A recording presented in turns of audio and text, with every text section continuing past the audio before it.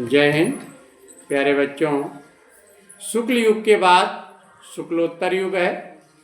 इसी को छायावादोत्तर युग के नाम से भी जाना जाता है। तो शुक्लोत्तर युग में मतलब ये हुआ कि शुक्ल के बाद के जो लेखक हैं, जैसे आप ले लें रामधारी सिंह दिनकर।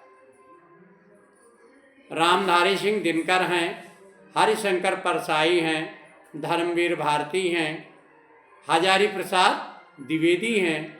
तो ये सब लोग जो है शुक्लोत्तर युग के हैं। अगर आपसे ये पूछा जाए कि शुक्लोत्तर युग की पत्रिकाएं, प्रमुख पत्रिकाएं कौन कौन सी हैं, तो इन पत्रिकाओं में धर्मयुग पत्रिका है, जो कि धर्मवीर भारती द्वारा संपादित है। धर्मवीर भारती उसका संपादन करते थे। इसके अलावा कादम्बिनी पत्रिका है, जिसका संपादन राजेंद्र अवस्थी जी करते थे। तो इस प्रकार से ये पत्रिकाएं हैं। इसके अलावा अगर लेखकों के नाम पूछे जाए कि शुक्लोत्तर युग के कौन कौन से लेखक हैं, तो आप लिख सकते हैं डॉक्टर हजारी प्रसाद द्विवेदी, हरिशंकर परसाई, धर्मवीर भारती, रामधारी सिंह दिनकर। ये सब जो है आपके शुक्लोत्तर युग के लेखक हैं। शुक्लोत्तर युग जो है, ये अगर हम युगों के बारे में बात करें तो शुक्ल युग आपका शुरू होता है 1920 के बाद। 1920 से लगा करके 1936 तक शुक्ल युग माना जाता है।